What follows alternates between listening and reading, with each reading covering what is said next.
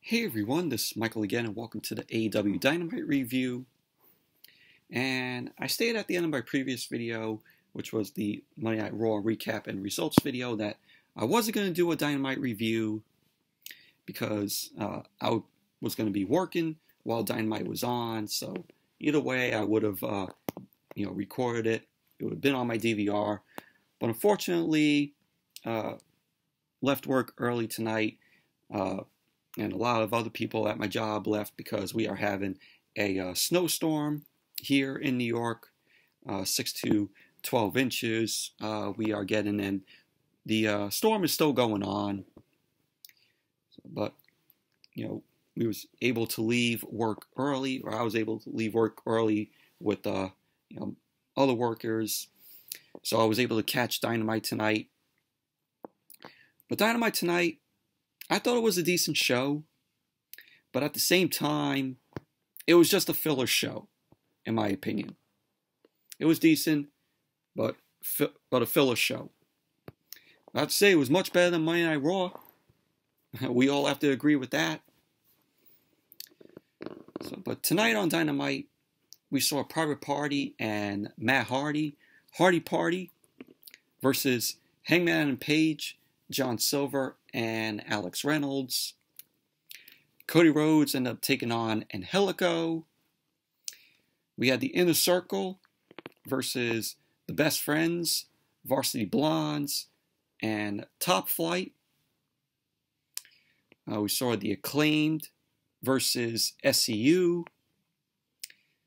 Serena, Deeb, and Big Swole versus Ivelisse and Diamante. And in the main event, it was Kenny Omega versus Joey Janela, non-title, in a no disqualification. It was a no disqualification Eliminator match. It was a world title Eliminator match. But like I said, overall Dynamite tonight, decent show, but just filler show, in my opinion. So let's get on with the Dynamite review.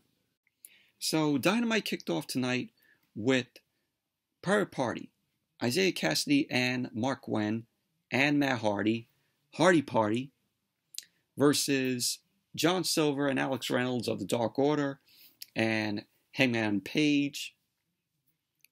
And what was really funny was when Hangman and Page made his way out, we had John Silver and Alex Reynolds with cowboy hats and, bandana masks to make them look like a cowboy, to make them look like Hangman and Page, which I thought was funny. But the match itself was an enjoyable, decent match. We had Hangman and Page and Mark Quinn start off the match. They went back and forth. They ended up staring each other down. Mark Quinn tagged in Matt Hardy. Matt Hardy and Private Party, they tried to do a combo move on Page, but Page ended up flipping out. The Dark Order ended up stepping in, and it was a brawl between them. We had Hangman, Adam Page end up doing a senton to John Silver. He sentons John Silver onto Isiah Kassidy. So John Silver ended up blind tagging in, started to wear down Isiah Kassidy. Mark Quinn was tagged in, and he takes out Alex Reynolds and Hangman and Page. And we had, at the end of the match, Private Party end up delivering the gin and juice to Hangman and Page. So Matt Hardy ended up tagging in, and he went for the cover. And there you go. Private Party and Matt Hardy Party, end up winning the match. So overall, it was an enjoyable, decent match. I always love seeing when Private Party and Matt Hardy team up. I think they make a good tag team. Overall, like I said, enjoyable, decent match. And then we went backstage. We had Alex Marvez, who was with the Inner Circle. Marvez ended up asking MJF about his accolades with the New York Times, because MJF ended up winning, thing for the New York Times about the Dinner Debonair. So that's why MJF ended up winning that award that was given to him by the New York Times. So Jericho ended up knowing that he couldn't have done it without MJF. MJF went on to say that he takes issue with people on social media, saying that he's better than Jericho. But he ends up telling Jericho that he sees him as a mentor. He says, I see the GOAT. I see my best friend. And he said that he could have done it without the rest of the Inner Circle. So that was that. Seeing MJF, win that award that was given to him by the New York Times, because of the Dinner Debonair. He deserves it, because that segment was really fun. The Dinner Debonair with him and Jericho. So then after that we had surprising news that was announced on this Dynamite. So we saw Cody and Brandy. They were in their house, and we hear their doorbell ring.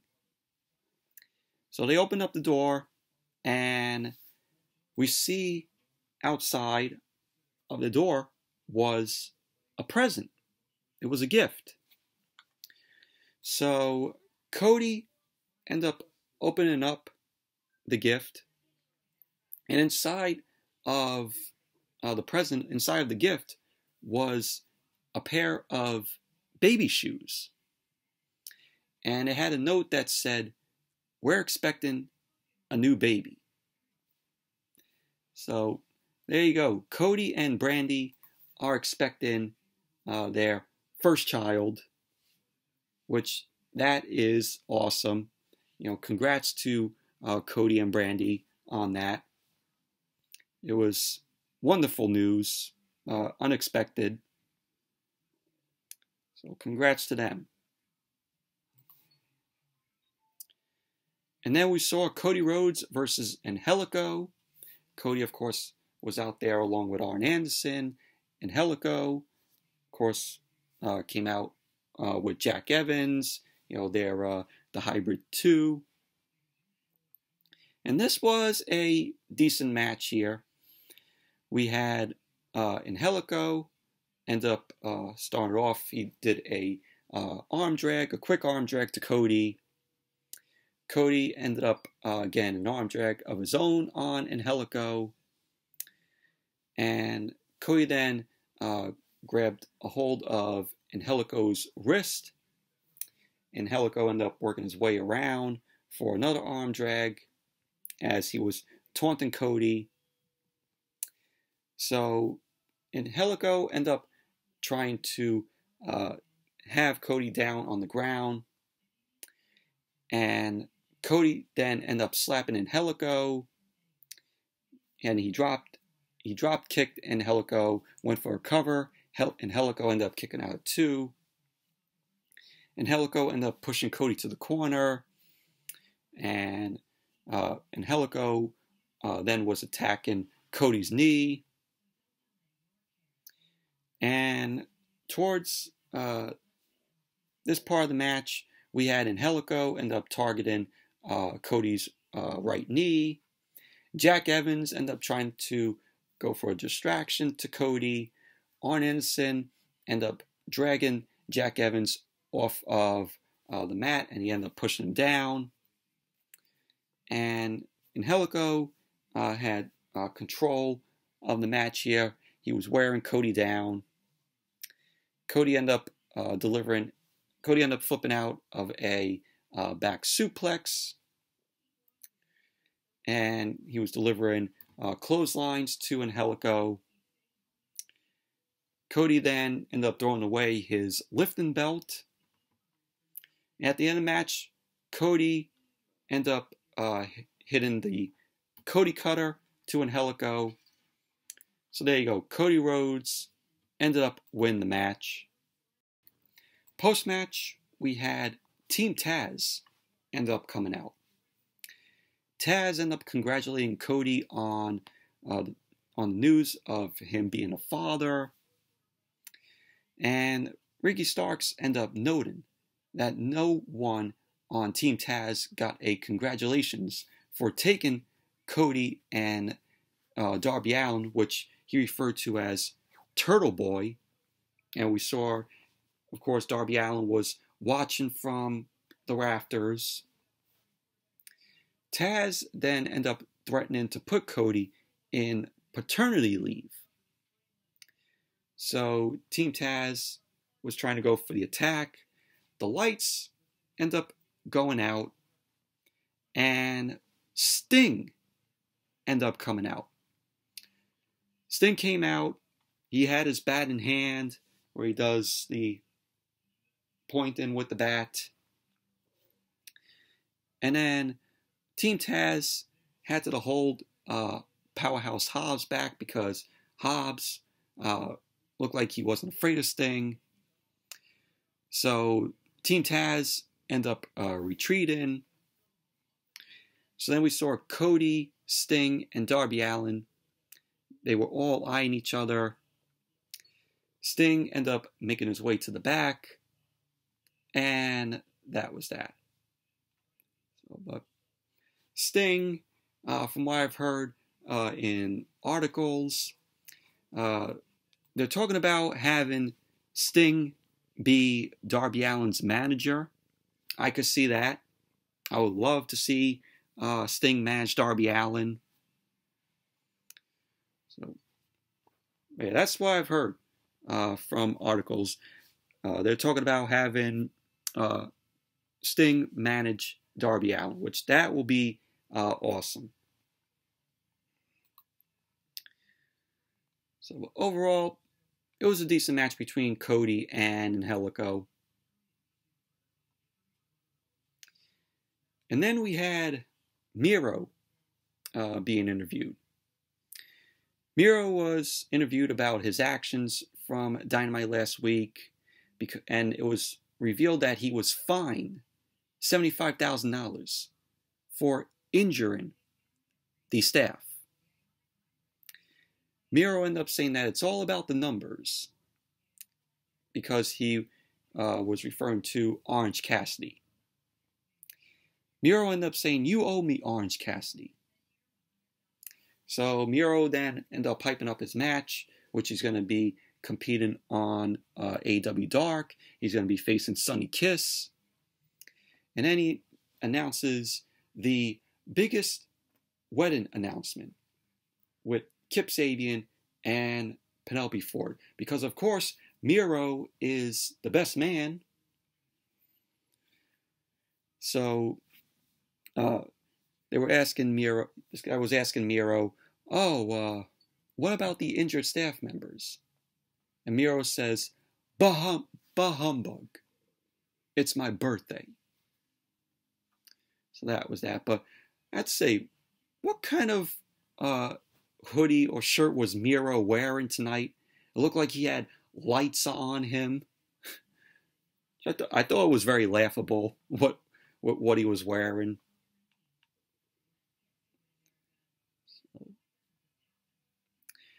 And then we had Eddie Kingston come out. Eddie Kingston comes out and he starts talking about Pac, stating that he went back home after being taken out. He was like, "Oh yeah, I don't." And before he mentioned Pac, he was saying, "Oh, I don't care about you. I don't care about you. I don't care about any of the people at home."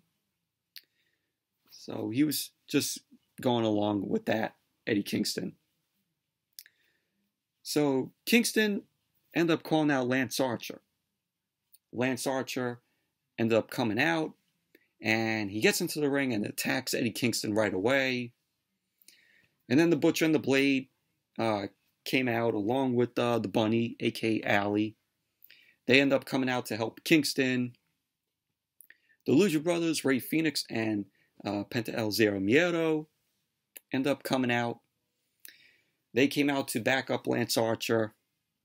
And then Pac came out of nowhere. So, the Death Triangle is back. And with Lance Archer. So they end up taking out Kingston and the Butcher and the Blade. Pac ended up taking out Kingston. And Archer wasn't too pleased because Pac ended up stepping in. Because Lance Archer was getting ready to chokeslam Eddie Kingston. So, and then we saw Pac and Lance Archer bicker. And the two teams end up staring each other down. And that was that. But Eddie Kingston, always great on the mic. I said this before. Every time Eddie Kingston's on the mic, you got to listen to what the guy has to say. The guy is that good on the mic. The guy has great mic skills.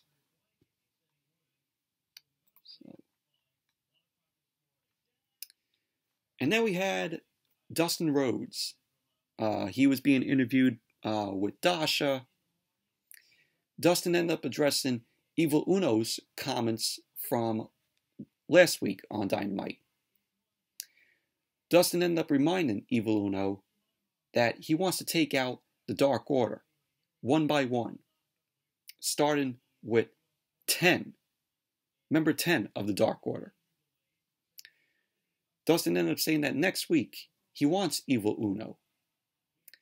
And Dustin ended up saying that he's fixing to kick your ass, as what he said to Evil Uno. So that was what Dustin had to say. And then we had the Best Friends, Chuck Taylor, Chucky T, and Trent, the Varsity Blondes, Brian Pillman Jr. and Griff Garrison, Top Flight, Darius Martin and Dante Martin, versus the Inner Circle of Jericho, Hager, MJF, Ortiz, Guevara, and Santana. And this was a pretty awesome, entertaining match between these guys. We had Jericho and Trent start off the match. Brian Pillman Jr. Wanted to get in. He got tagged in by Trent. Pillman ended up catching Jericho with an arm drag. And Pillman ended up delivering some chops to Jericho, delivered a crossbody and a drop kick. Jericho, of course, got taken out. And Pillman hit him with a plancha to Jericho. Pillman ended up rolling Jericho back into the ring. Tags in Griff Garrison.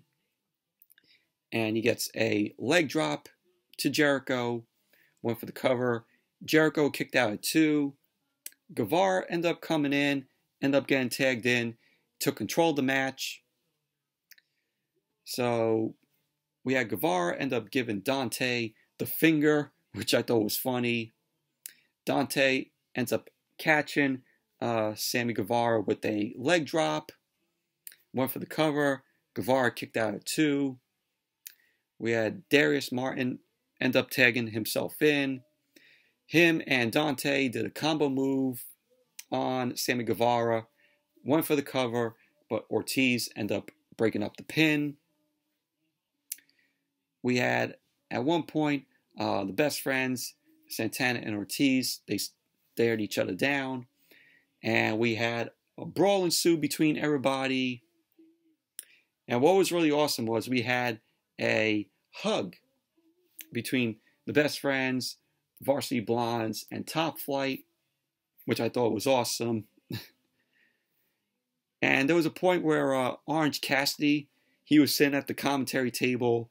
He had the headphones on, and the headphones wasn't connected to anything, so Orange Cassidy was just sitting there like with the shades on. So later on in the match, you had the best friends end up hitting Soul Food half and half, and the Varsity Blondes end up coming in, and he altered Jake Hager from interfering. Garrison was taken out by Jericho because Jericho ended up hitting him with Floyd the Bat.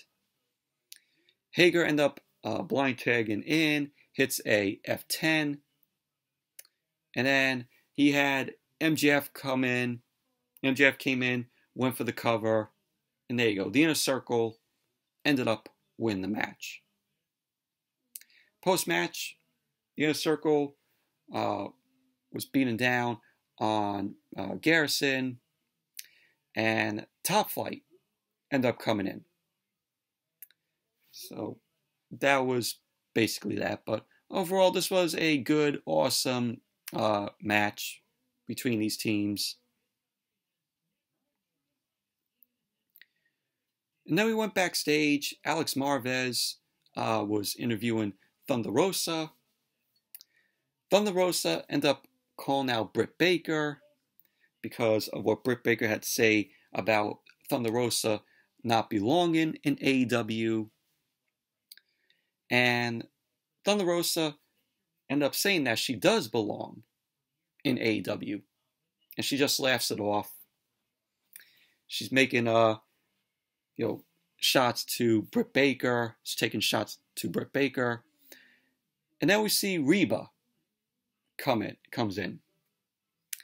So Reba comes in. She's there to distract Thunder Rosa. And then Britt Baker came in and attacked Thunder Rosa out of nowhere. Britt Baker ended up locking in the lockjaw on Thunder Rosa. Reba ended up pouring water on Thunder Rosa, removing her face paint. Britt Baker ended up leaving, and she said, Did that ugly face break the camera? As what she was saying as she was looking into the camera. So that was that. Oh. And then we had the Acclaimed, Anthony Bowens and Max Caster versus SCU of Christopher Daniels and Frankie Kazarian. And before the match, we had the Acclaimed doing a battle rap. We had Caster end up doing this rap, and he calls out Frankie Kazarian over him having hair plugs, if he has hair plugs or not. And then Frankie Kazarian ends up picking up the mic. He ends up saying, I hope you can wrestle better than you can rap, because that sounded like crap. So we had the battle rap, which I thought this was terrible. I thought this battle rap was terrible, in my opinion. Kazarian ended up saying that he'll give the Green Boys a pass because they'll kick their ass. So, but it was corny, this battle rap. I thought it was terrible. So the match started off with Frankie Kazarian and Anthony Bowens. Kazarian ended up, Frankie Kazarian and Christopher Daniels ended up doing a combo move to Anthony Bowens. They went for a cover. Bowens ended up kicking out 2. We had Max Caster end up distracting Christopher Daniels, which gave Bowens a chance to counter and tag in Caster. We had Caster and Christopher Daniels end up brawling back and forth. Christopher Daniels then end up catching Caster with a drop kick, with a second rope drop kick. Kazarian ended up coming in, delivered a springboard leg drop to Caster. Caster ended up kicking out at 2. Bowens ended up coming in. Frankie Kazarian ended up slowing Bowens down. Got a few chops to Bowens. And we had Max Caster doing another distraction, which allowed Bowens to drag Kazarian into the corner. So then, at the end of the match, we had Bowens deliver a power slam, and Caster end up hitting Christopher Daniels with a boombox. So pretty much that was basically that. We had the Acclaimed end up winning the match. Post-match, we had Max Caster ends up doing another rap on the Young Bucks because the Bucks, Matt and Nick Jackson, were sitting at ringside. Caster ended up saying that they're acting like girls on their cycle. Bowens ended up saying the Acclaimed have arrived. So Bowens ended up saying that they challenge the Young Bucks to put the AEW World Tag Team titles on the line next week. So there you go. We're going to be seeing that next week on Dynamite. It's going to be the Acclaimed versus the Young Bucks, where the titles are on the line. So then we went backstage. Dasha was interviewing Top Flight. Top Flight ended up giving their respect to Jericho and MJF. They end up calling themselves as the coldest team in the game. So they end up saying that they challenge Jericho and MJF to a tag team match next week. So there you go. Will they accept? Will Jericho and MJF accept? You know, we'll have to see. And then we had Diamante and Ivelisse versus Big Swole and Serena Deeb, the NWA Women's World Champion. This was a solid women's match. We had Ivelisse and Serena Deeb start the match off, and they end up locking up. Ivelisse end up taking Serena Deeb down.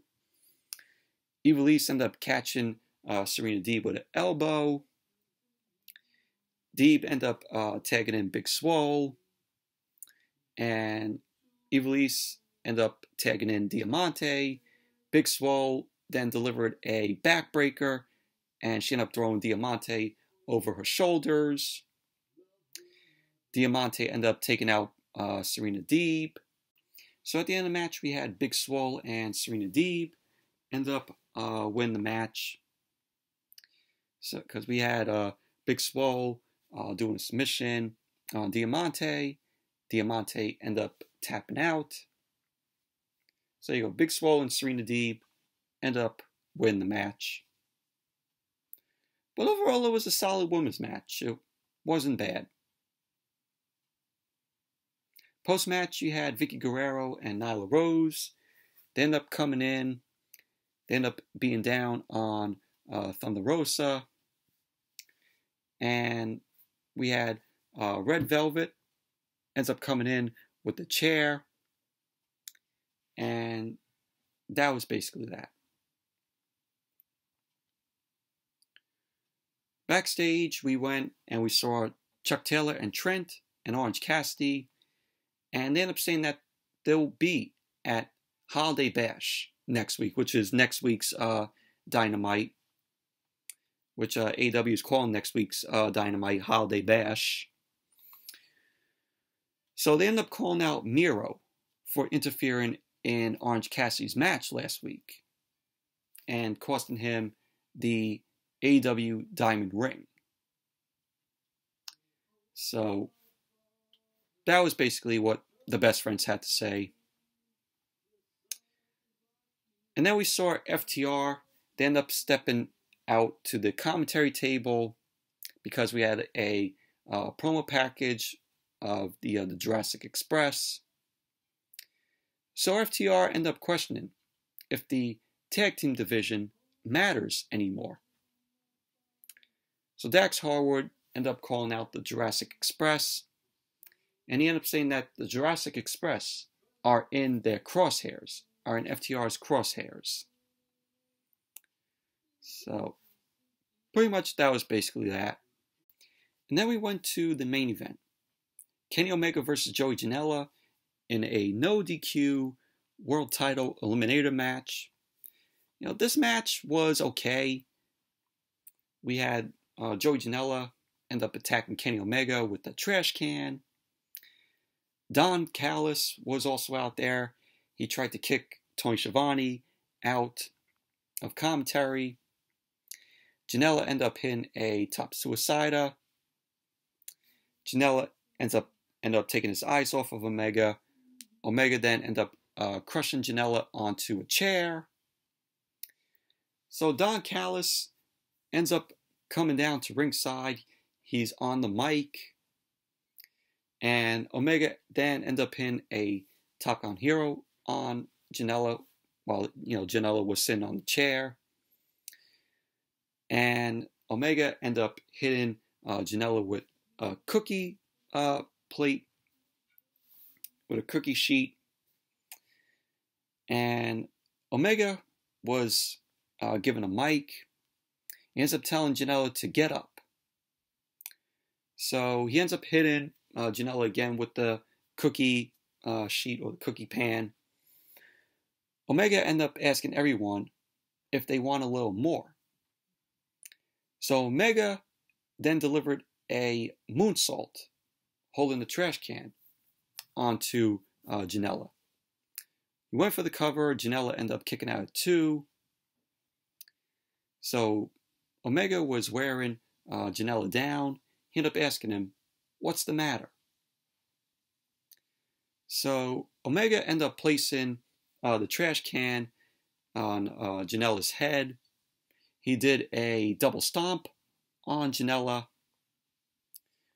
He then went to go for the one-winged angel, but Janela ended up countering it with a Rana, with a poison Rana. Sonny Kiss was also out there. Sonny Kiss came out along with Joey Janela. Sonny Kiss was shown setting up a table at ringside on the outside. Janela ended up setting Omega on the table, climbed up to the top rope, and he hit a leg drop to Omega. Janela then brought Omega back into the ring. He ended up trying to go for a moonsault. He ended up missing. Omega then ended up hitting 2 V-triggers, and he won the match by delivering the one-winged angel onto Joey Janela. So there you go. Kenny Omega ended up winning the match. Obvious Omega was winning this.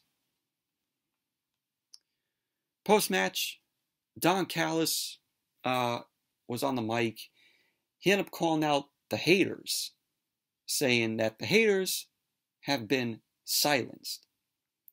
He ended up saying now there are no more unanswered questions for the champ. And then we see the Death Triangle and Pac end up walking out. Pac ended up saying that he has unfinished business with Kenny Omega. Pac went on to say that he wanted to address injustice. So Pac ended up noting that Phoenix never lost his number 1 contenders match.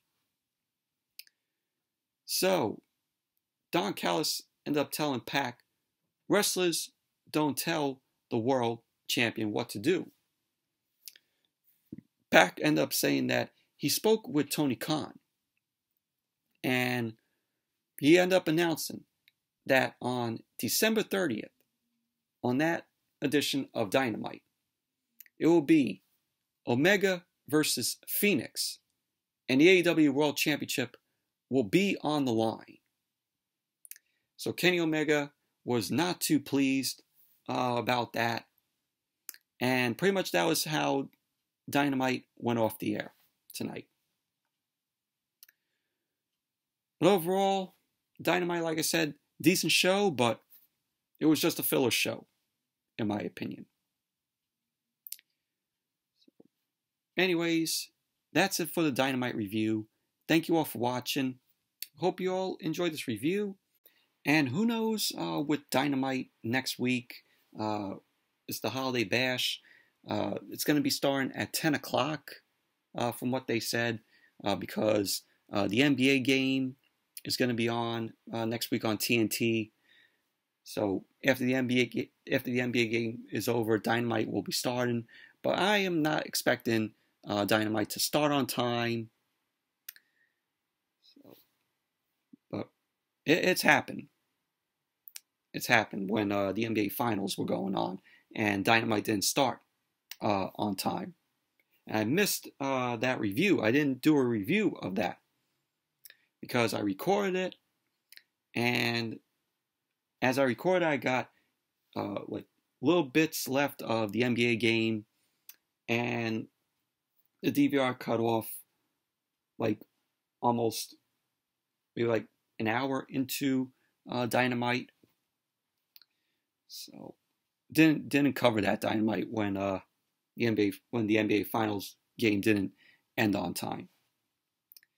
So, but anyways, thank you all for watching, and be sure to give the video a thumbs up, comment, subscribe, and until next video, I'll see you all later.